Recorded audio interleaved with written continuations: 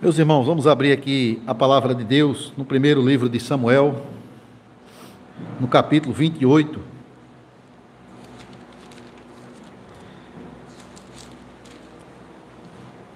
Pulei aqui o capítulo 27.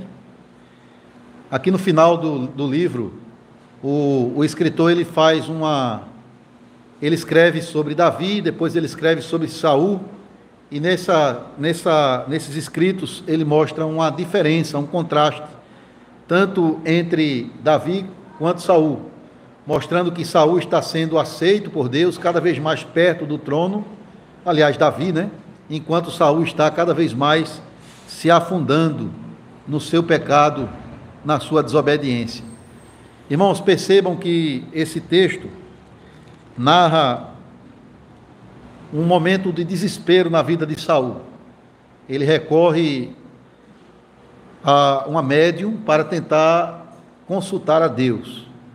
E isso é algo que é abominável ao Senhor, mesmo assim ele o faz no seu desespero. Eu queria ler essa passagem. É um pouco difícil essa passagem aqui, mas nós vamos tentar pegar alguns pontos e aplicar na nossa vida.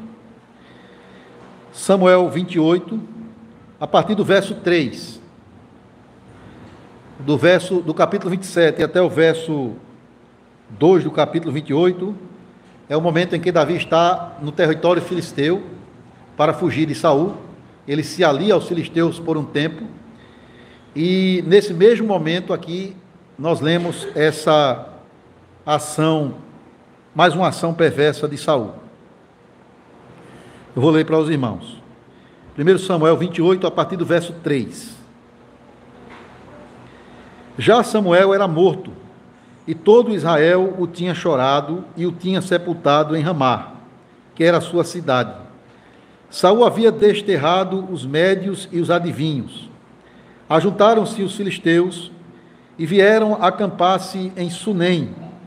Ajuntou Saul a todo o Israel e se acamparam em Gilboa. Vendo Saul o acampamento dos filisteus, foi tomado de medo, e muito se estremeceu o seu coração. Consultou Saul ao Senhor, porém o Senhor não lhe respondeu, nem por sonhos, nem por Urim, nem por profetas.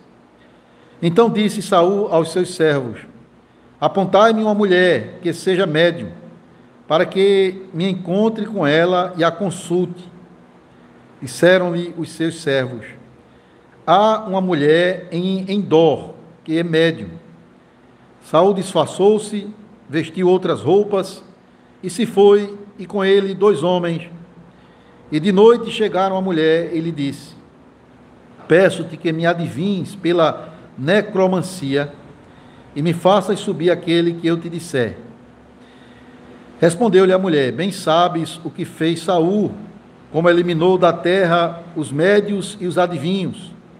Por que, pois, me armas cilada a minha vida, para me matares? Então Saul lhe jurou pelo Senhor, dizendo: tão certo como vive o Senhor, nenhum castigo te sobrevirá por isso. Então lhe disse a mulher: quem te farei subir? Respondeu ele: faze-me subir Samuel. Vendo a mulher a Samuel, gritou em alta voz. E a mulher disse a Saul: por que me enganaste? Pois tu mesmo és Saul.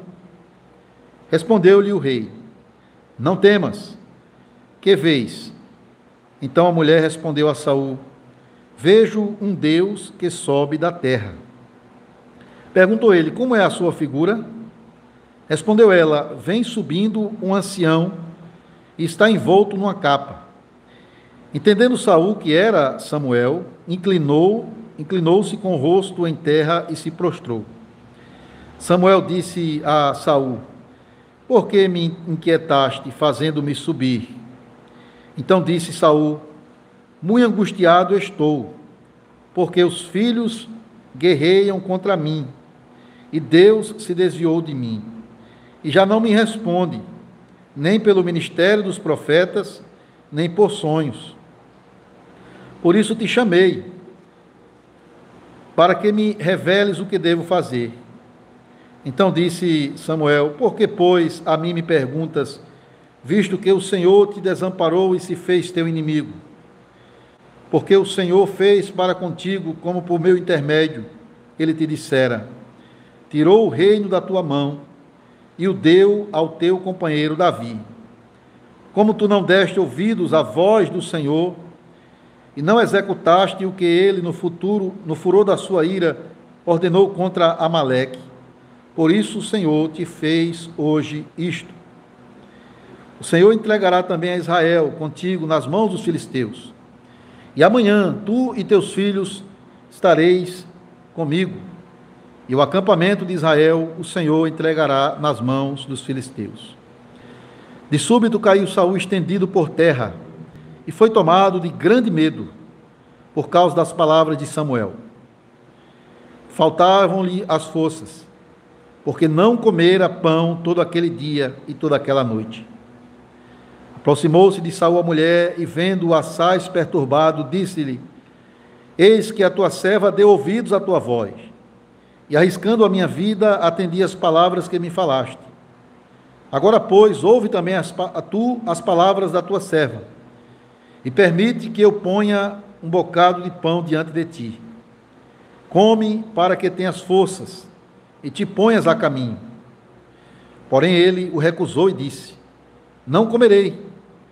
Mas os seus servos e a mulher o constrangeram, e atendeu. Levantou-se do chão e se assentou no leito. Tinha a mulher em casa um bezerro cevado.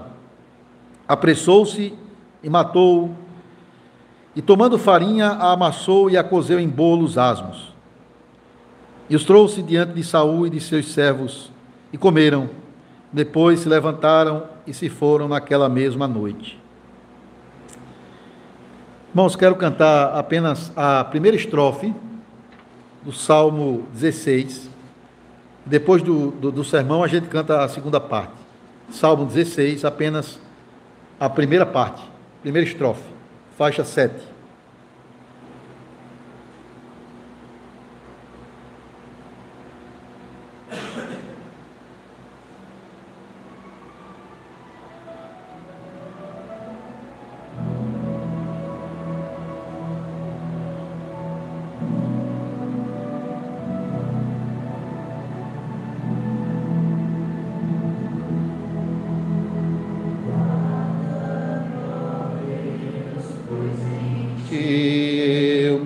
Abrigo, minha alma diz que tu és meu Senhor. Além de ti, outro bem eu não tenho, e nos teus santos está meu prazer. Há muitas punições, penalidades mil, para quem por deuses troca o Senhor. Jamais darei sacrifício a tais deuses, a quem meus lábios não pronunciarão.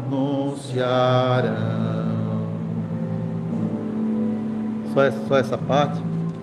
Só essa parte? Pois nós cantamos a segunda parte do Salmo 16.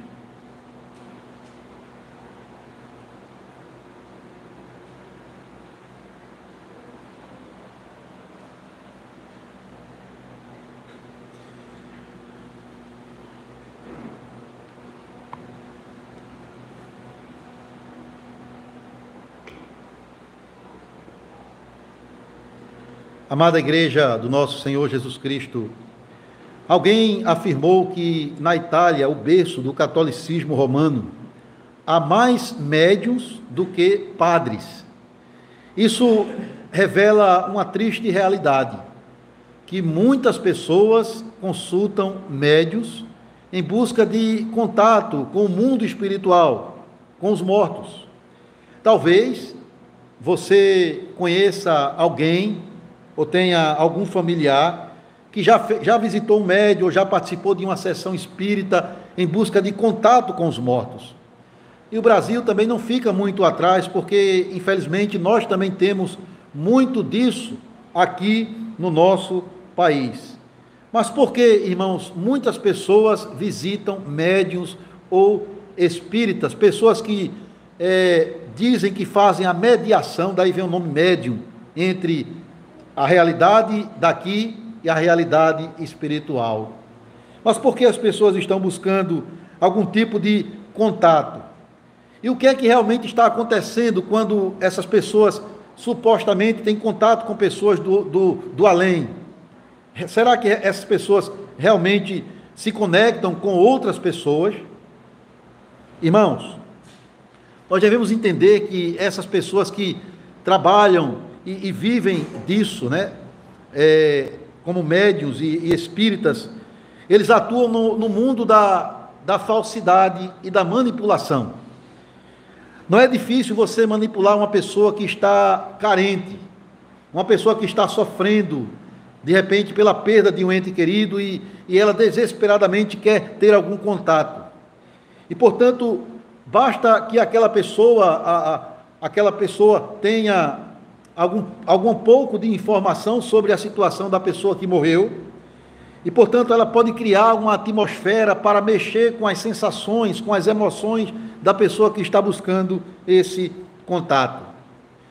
Perceba, irmãos, quando a gente vê mágicos num palco fazendo as suas mágicas, eles ali estão usando truques e trapaças e muitas vezes eles deixam isso muito claro, que aquilo é apenas um truque, uma ilusão apenas, uma ilusão de ótica que você está vendo.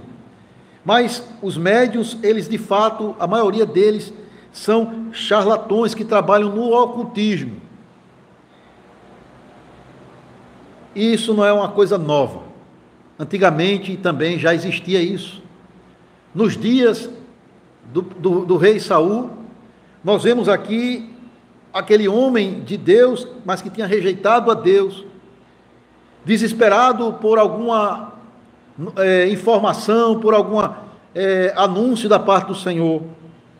Ele consulta uma mulher, uma médium da cidade de Endor.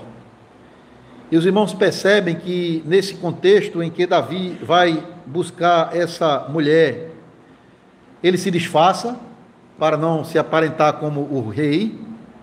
Aquela mulher, ela fica amedrontada quando ela vê uma figura parecida com o profeta Samuel.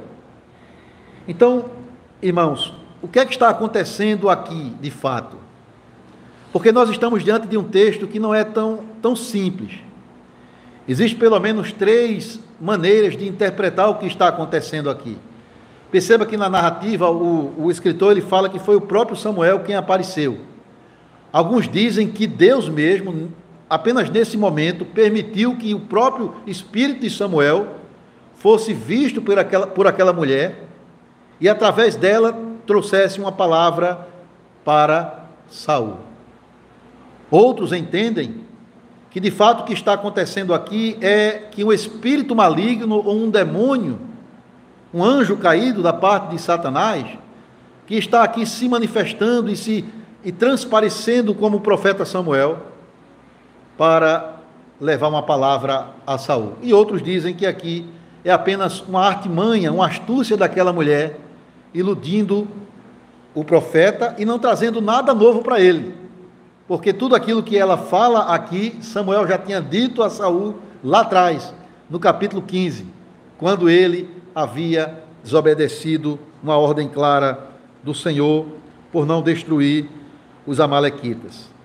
Irmãos, de fato, muitas vezes é isso que acontece. Não há contato entre vivos e mortos.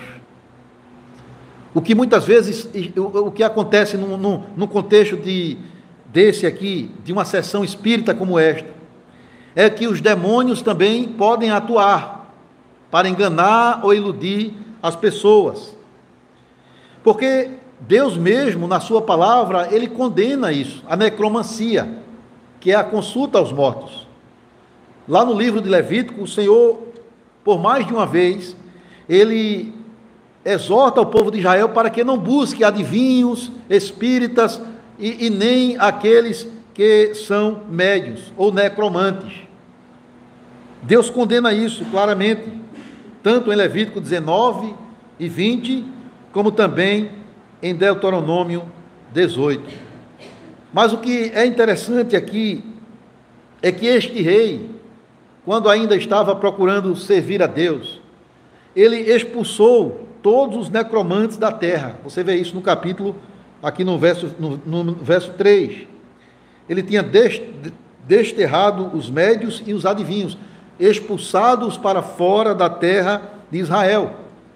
Mas veja, esse homem que fez essa boa ação, para que Israel não caísse nesse pecado, agora muda de ideia e busca desesperadamente a consulta dos mortos por meio de uma médium, uma mulher da cidade de Endor.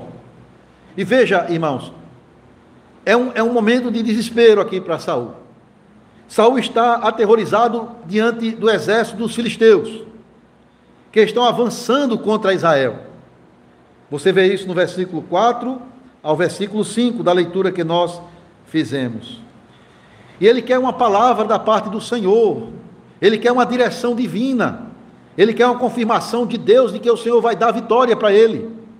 Mas, porém, o texto diz que Samuel já era morto e que não há da parte de Deus uma palavra para o profeta Samuel. Deus se calou, Deus está em silêncio, é isso que nós vemos no verso 6.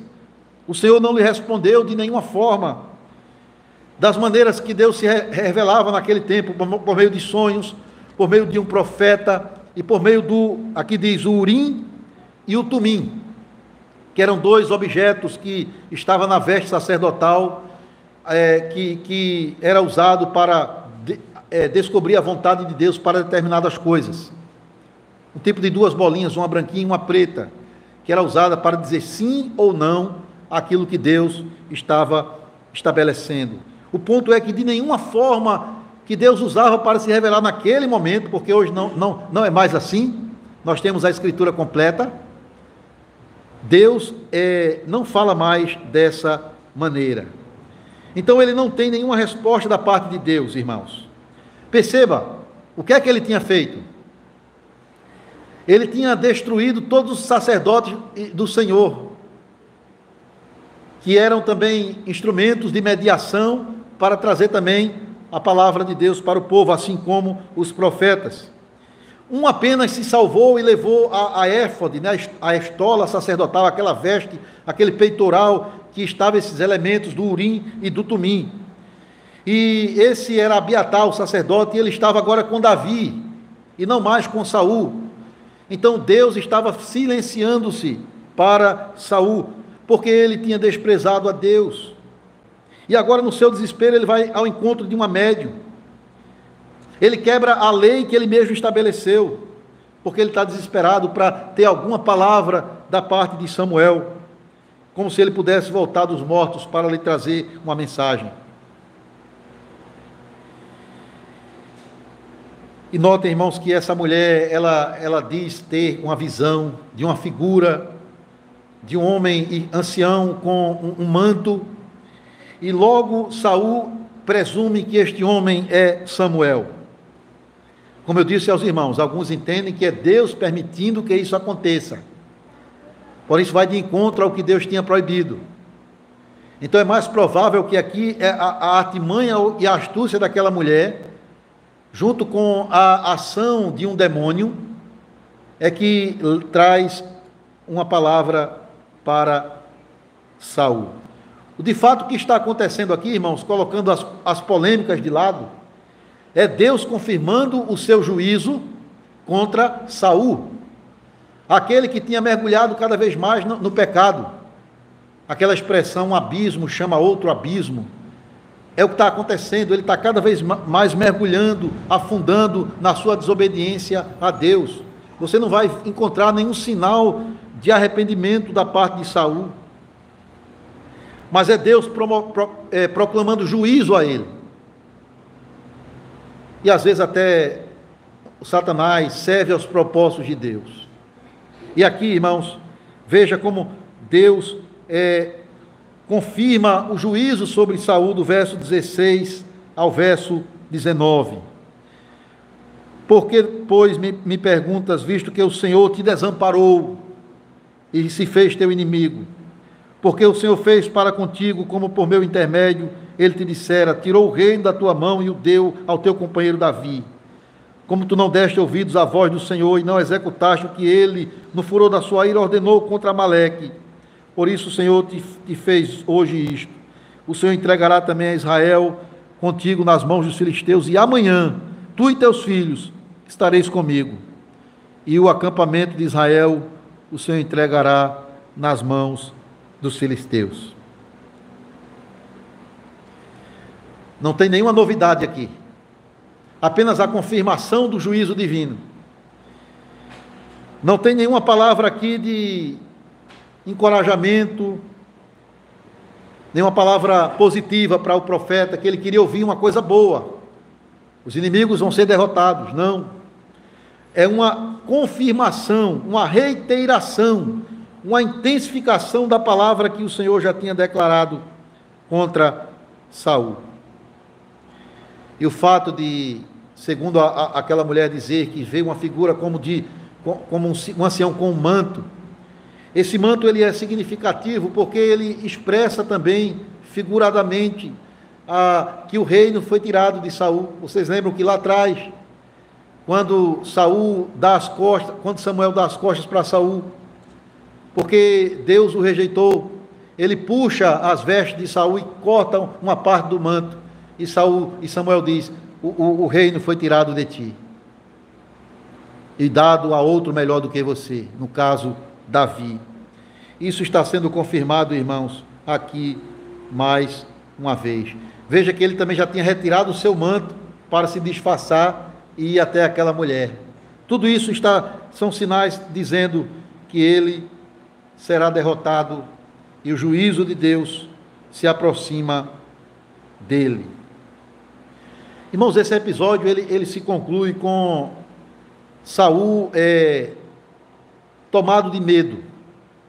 Ele começa o episódio com medo, a história, e ele termina mais amedrontado ainda, a ponto de que ele não quer nem comer. Ele é constrangido a comer pela mulher e pelos seus homens. Então essa é a situação, é o que está acontecendo aqui, irmãos. Então hoje, quando uma pessoa visita um médium, um espírito, alguém que diz que tem contato com o universo espiritual, essa pessoa ou ela está sendo enganada, ou ela de fato está tendo um contato, sim, não com uma pessoa do outro mundo, não com alguém, um parente que já se foi, um conhecido, mas de fato com um espírito maligno. Mas e por que esses médiuns são tão populares? Porque há mais deles do que homens de Deus na sociedade. Eu falei lá no início, na Itália existe mais médiuns do que padres, sacerdotes religiosos. No Brasil também não fica atrás, são muitos. Por quê? Porque muitas pessoas vão até eles. E porque as pessoas procuram o que essas pessoas têm a oferecer, o contato com os mortos ou com o universo espiritual. Há pelo menos dois motivos porque as pessoas procuram tanto por isso. Primeiro, é o desespero pela presença de um ente querido que se foi. Irmãos, veja o contexto. Saul está amedrontado. Os versos 4 e 5 diz que os exércitos filisteus já estão acampados e que o terror tomou conta do coração dele. Ele está com medo porque ele enfrenta o exército dos filisteus que vem contra ele. Mas notem, Saul, antes, ele já tinha enfrentado os exércitos dos filisteus, que cada vez de novo estava guerreando contra Israel, E ele já tinha encontrado força em Deus e tinha derrotado esses inimigos. Mas qual é o problema de Saul agora? Ele está sozinho. O Senhor não está mais com ele. O Senhor não é mais favorável a ele. Ele não tem mais a palavra do profeta, a confirmação da vitória. Então, quando é isso que é confirmado por aquele espírito maligno, que se transparece como Samuel, os filisteus estão lutando contra mim e Deus se afastou de mim. Isso é Saul dizendo, na verdade. É Saul dizendo, ou seja, ele quer a presença de Deus ou do profeta. Ele está desesperado por isso, porque ele agora está sozinho, está em desespero. Mas qual é o problema de Saul, irmãos? O problema é que ele se afastou de Deus. E agora Deus está dando o que ele realmente quer, juízo. Porque aquele que se afasta de Deus colhe juízo.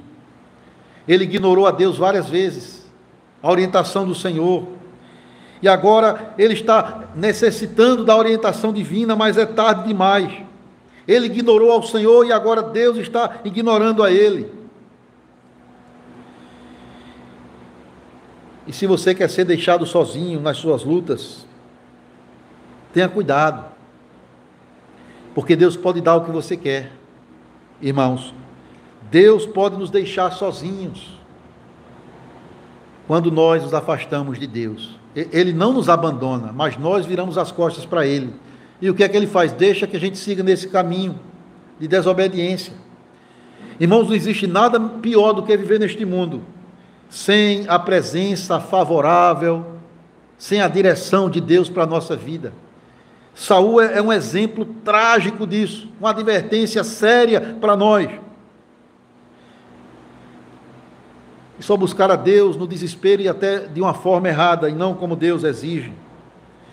Em vez de se voltar para Deus em arrependimento, ele peca, procurando trazer Samuel do mundo dos mortos, por meio de uma forma abominável por Deus, a necromancia, a consulta aos mortos.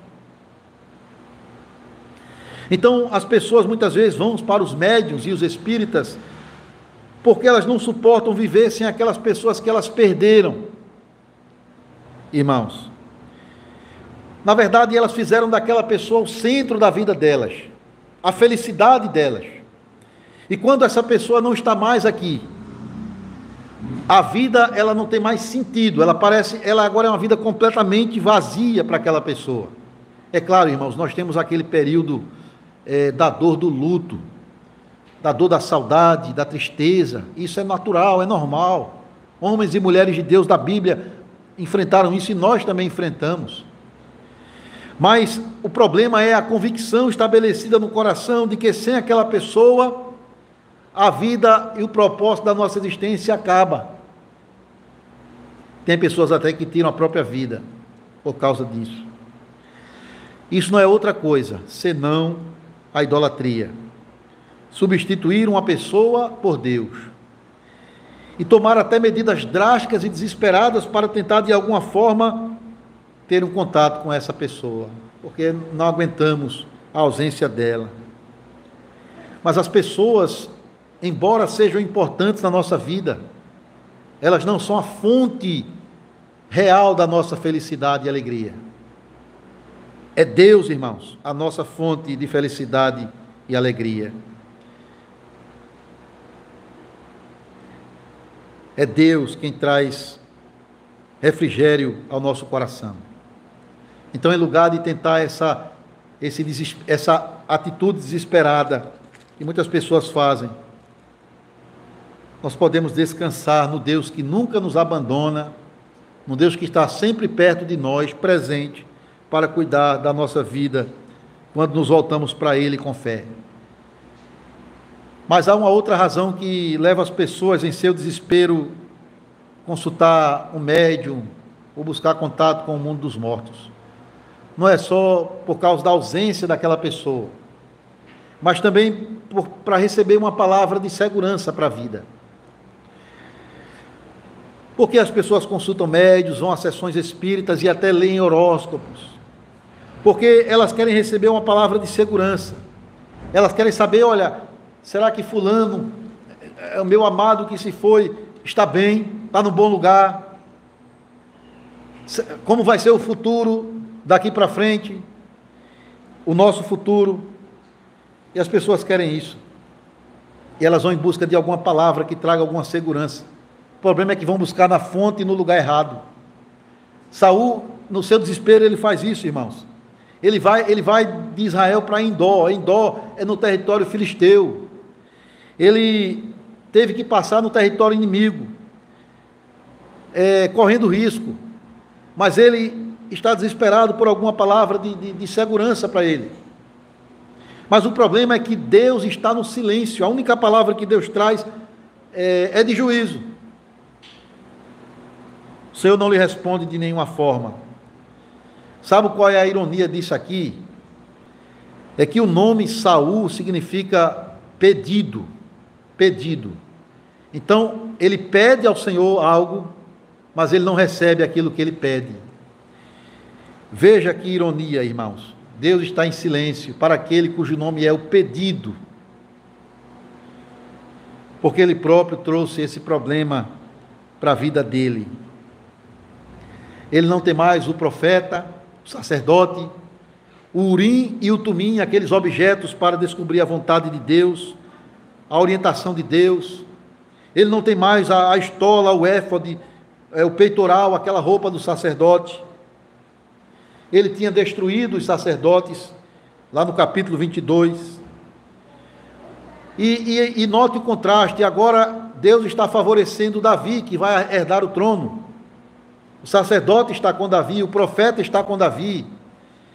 O instrumento para descobrir a vontade de Deus está com Davi. E Deus já tinha declarado a vontade dele para Davi no capítulo 23, no episódio da cidade de Keila, que Davi pergunta se deve ou não ir para a guerra. E depois ele consulta de novo se deve ou não deixar a cidade por causa da ira de Saul. E Deus diz, sai daí, vai embora. Deus está favorecendo Davi, irmãos. Enquanto que, ao mesmo tempo, em contraste, ele não tem uma palavra para o rei Saul.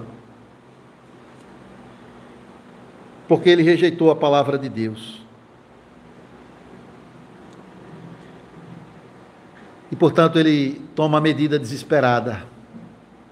Ele vai consultar uma médium. Irmãos, nós, trazendo isso para a nossa realidade, nós já temos uma mensagem segura da parte de Deus para nós. Uma mensagem completa e suficiente. Está aqui na Bíblia, na palavra de Deus. Não precisamos de nenhuma outra fonte, de nenhuma outra alternativa. Veja, o profeta Isaías diz assim no capítulo 8, deixe-me ler aqui para vocês, Isaías 8, o verso 19 e 20, ele diz, olha, quando vos disserem, consultai os necromantes e adivinhos, que chiureiam e murmuram, acaso não consultará o povo ao seu Deus? A favor dos vivos se consultarão os mortos? E olha o verso 20, a lei e ao testemunho, ou seja, se voltem para a palavra de Deus. Se eles não falarem dessa maneira, jamais verão a alva. Irmãos, a luz, a alva, a revelação, aquilo que nós precisamos conhecer da parte de Deus está na Bíblia. Não precisamos dessas alternativas desesperadas. Por que ir aos mortos se nós temos o Deus vivo falando a nós hoje pela Bíblia? O problema não é que Deus não tenha falado conosco. O problema é que muitas vezes não queremos ouvir o que Ele tem a nos dizer. Não queremos admitir a nossa necessidade de Deus e não queremos submeter nossas vidas a Deus. E quando a gente se afasta do Senhor e da Sua palavra, irmãos, quando a gente se afasta e não procura o arrependimento, a gente pode cair nas mãos de exploradores, ou serem enganados por demônios que levam para caminhos mentirosos.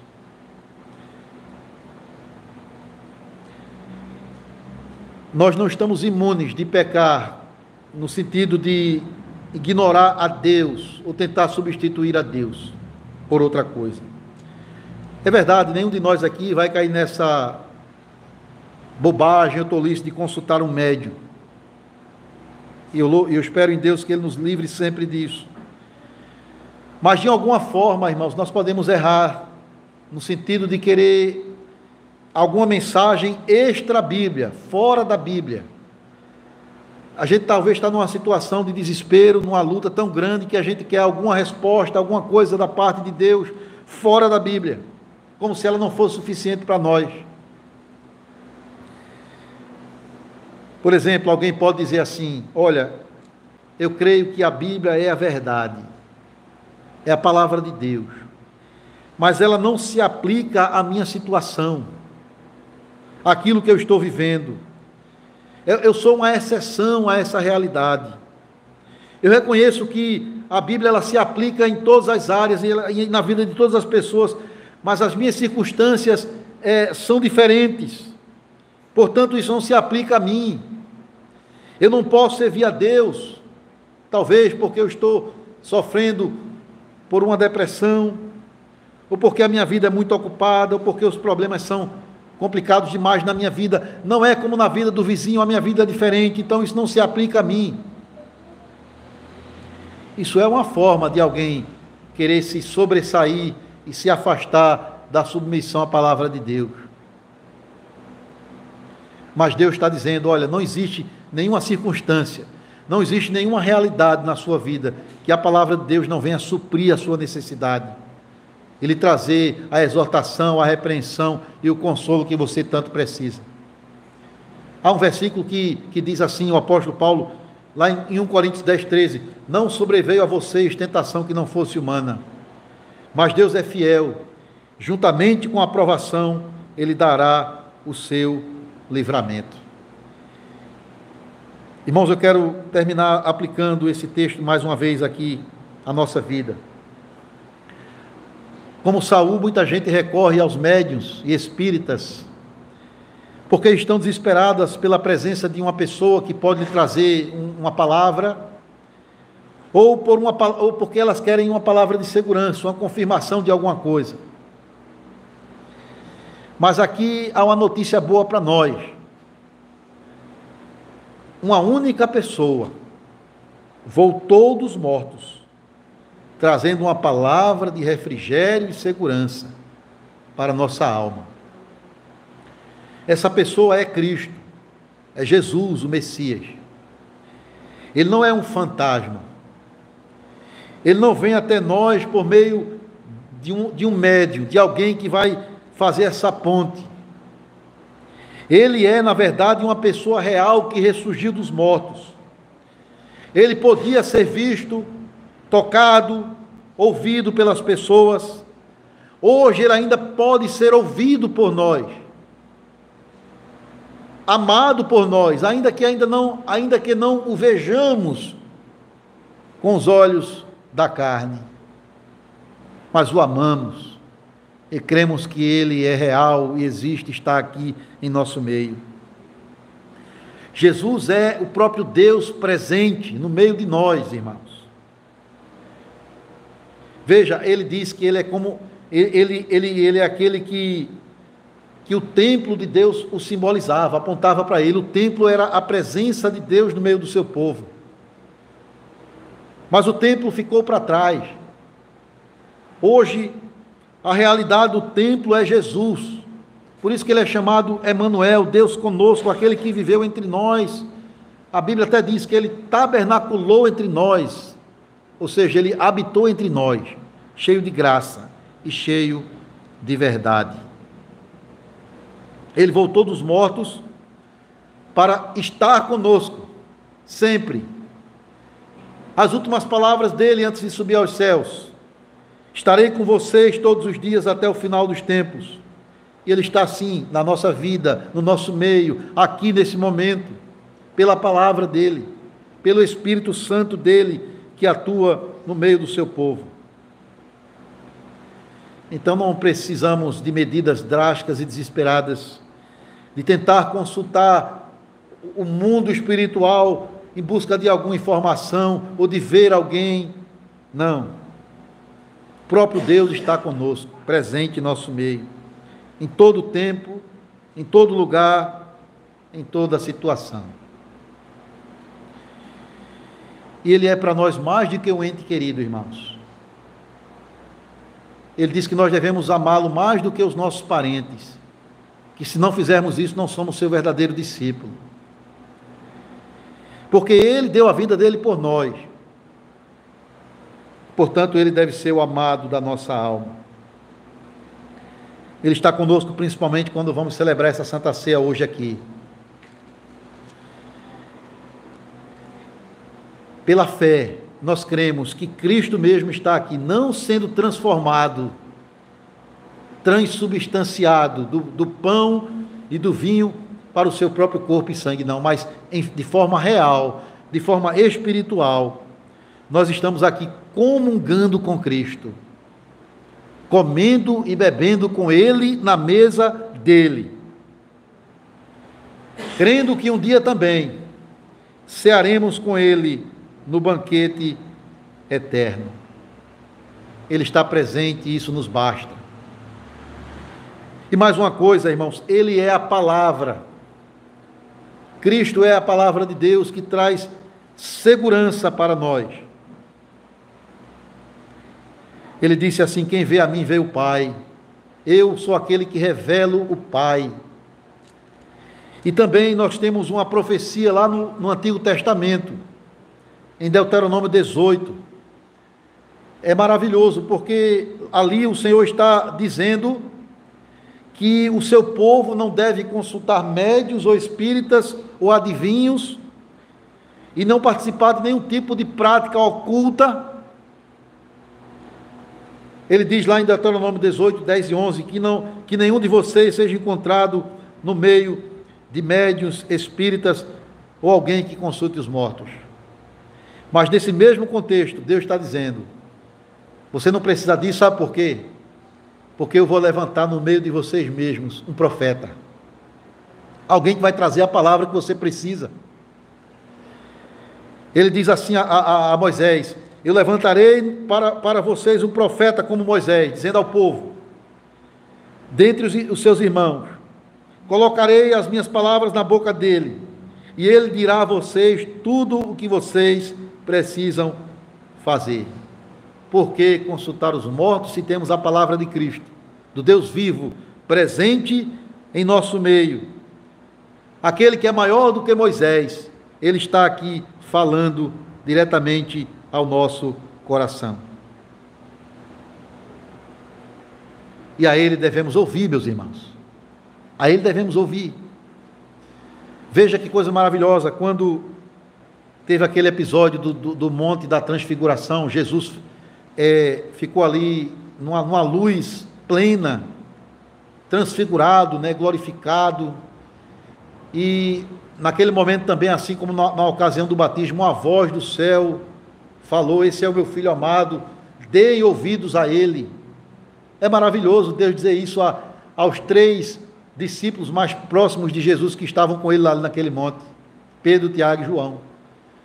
Deus não diz assim: vejam a glória do meu filho, olhem que coisa linda a sua glória, o seu corpo, olhem para ele. Não, ele diz: ouçam a ele, deem ouvidos às palavras dele, porque é disso que nós precisamos, da palavra de Deus. Não precisamos cair nessa ilusão que muitos têm caído aí. O próprio Jesus ensinou isso na parábola do rico e do Lázaro, daqueles 2 homens que foram para a eternidade. Um foi para o céu, o outro para o inferno, não porque um era rico e o outro era pobre, mas porque um amava a Deus e o outro desprezava a Deus. Mas aquele que desprezava a Deus queria, de alguma forma, trazer uma palavra para os seus parentes, para que eles não fossem para aquele lugar de tormento. E a parábola deixa claro que há um abismo, não há como unir o mundo espiritual com os que aqui estão. Qual é a resposta de Deus? Para nessa parábola de Abraão, né, para aquele homem, que ele pede a Abraão: eles têm Moisés e os profetas, ouçam-nos. Não foi esse o problema de Saul? Ele tinha a palavra de Deus, mas desprezou, não se arrependeu, não deu ouvidos ao Senhor, e agora há um desespero. Ele quer de alguma forma consultar a Deus, mas é tarde demais. Ele foi rejeitado para sempre. Isso me lembra de uma palavra, se eu não estou esquecido, mas é no livro do profeta Amós, eu não lembro o capítulo, mas diz que Deus vai trazer uma fome da palavra de Deus, não aquela fome de anseio de ter a palavra, mas porque será tarde demais, as pessoas rejeitaram a Deus, e vai chegar um tempo que elas vão querer, assim como uma pessoa que está com fome e quer comida, mas será tarde demais, será tarde demais. Então, irmãos, nós temos Cristo, a palavra de Cristo, e nós devemos ouvir somente a Cristo. E a palavra dele traz segurança para nós. Veja que coisa maravilhosa.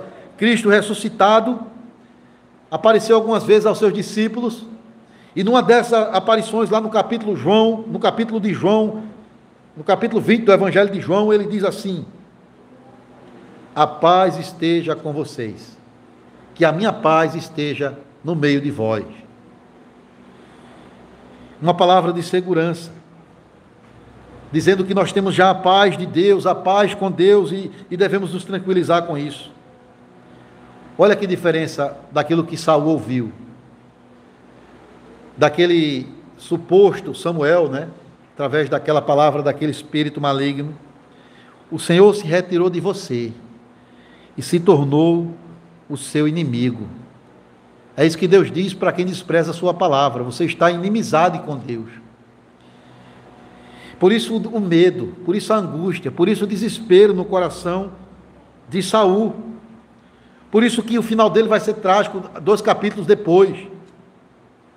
Mas a palavra de Jesus para nós é: a minha paz está com vocês.